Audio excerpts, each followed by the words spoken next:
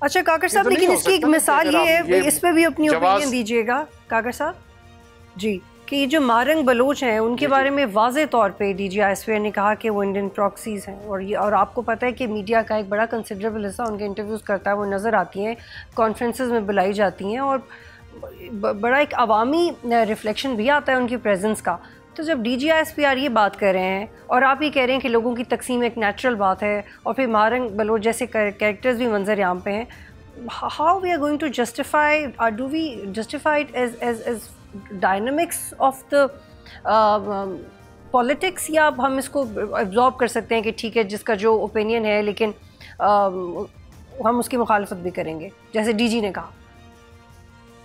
دیکھیں جی، آپ یہ جو ہے نا، یہ وہ کہتے ہیں نا کہ نقطۂ توحید تو بیان میں آ سکتا ہے مگر تیرے ذہن میں ہو بتان تو کیا کہیے. یہ لوگوں نے اپنے اپنے ذہن میں بت بنا لیے، سول سوسائٹی کا بت، پیسفل ایکٹیوسٹ کا بت، اور اس کو پوجنا شروع کر دیا. میں آپ کو بیان کرنے کی کوشش کرتا ہوں یہ جو بی وائی سی کا فینومینا ہے. بی وائی سی کیا ہے اور اس کی پرسیپشن انٹیلیجنشیا میں، میڈیا میں، ڈپلومیٹک کور میں کس طریقے سے یہ پروجیکٹ ہوا ہے. یہ پروجیکٹ ہوا ہے کہ بلوچستان کے صوبے میں ایلیجڈلی جو ہیومن رائٹس کی وائلیشن ہوتی ہیں ویزاوی ملیٹنٹس، اس کو وائس کرنے کے لیے ایک پیسفل پلیٹ فارم ہے. اور یہ وہ لوگ ہیں جو یہ چاہتے ہیں کہ ہیومن رائٹس کی وائلیشن ہو. ایسے ہی ہے، اس کو میڈیا میں بھی ایک بہت بڑا طبقہ تسلیم کرتا ہے، اس میں ڈپلومیٹک کور میں بھی ان کے لیے ایک سمپتھی موجود ہے، جو دانشور طبقہ اور سول سوسائٹی ہے وہاں پہ بھی موجود ہے. ہمارا ماننا یہ ہے کہ یہ ہیومن رائٹس ایکٹیوسٹ یا ہیومن رائٹس کو وائس کرنے کے چیمپئنز نہیں ہیں.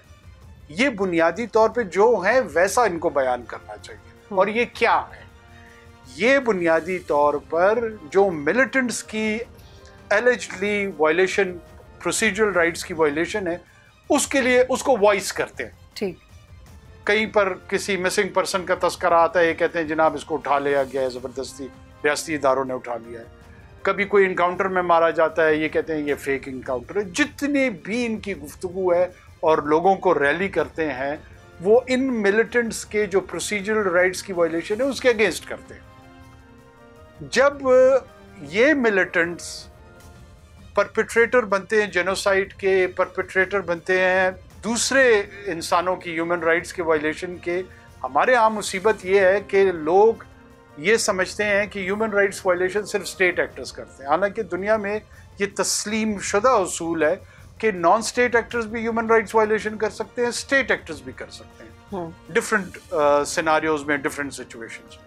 جب یہ تمام لوگ بسوں سے اتارتے ہیں، رائٹ ٹو لائف لوگوں کی ابیوز کرتے ہیں، ان کو قتل کرتے ہیں، ٹرینوں کو ہائی جیک کر کے اس میں لوگوں کو قتل کرتے ہیں، سڑکوں پہ ایتھنک آئیڈینٹی لوگوں کی دیکھ کے ان کو قتل کرتے ہیں، مزدور پنجگور میں، تربت میں، مختلف جگہوں پہ دوسرے صوبے سے آئے ہوئے جو شہری ہیں ان کو ٹارگٹ کر کے قتل کرتے ہیں.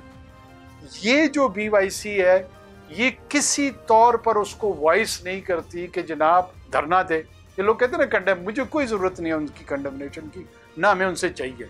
اگر وہ جینوئنلی ہیومن رائٹس کے چیمپئن ہوتے نا تو پھر وہ ایلیجڈ جو وائلیشن ہے ہیومن رائٹس سے جہاں وہ بولتے ہیں، ساتھ میں یہ جو ان کے پرپیٹریٹرز ہیں جو وائلیٹ کر رہے ہیں ہیومن رائٹس کو، اس کے خلاف بھی بولتے، دھرنا دیتے، ریاست پہ ایک پریشر ڈالتے، حکومت پہ ایک پریشر ڈالتے کہ جناب آپ ان کے خلاف کارروائی کریں. یہ نہیں کرتے.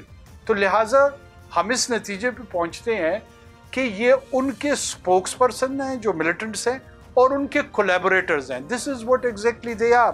اور ہمیں ان کا چہرہ جو ہے نا وہ سب کے سامنے رکھنا چاہیے. ٹھیک ہے کاکر صاحب، آپ کا جواب آ گیا، بڑا واضح آپ نے اس کے اوپر جواب دیا. میں یہ عرض کر رہا ہوں کہ جو چیز جیسے ہے اس کو ویسے ہی دکھایا جائے، ویسے ہی بتایا جائے، ویسے ہی کہا جائے.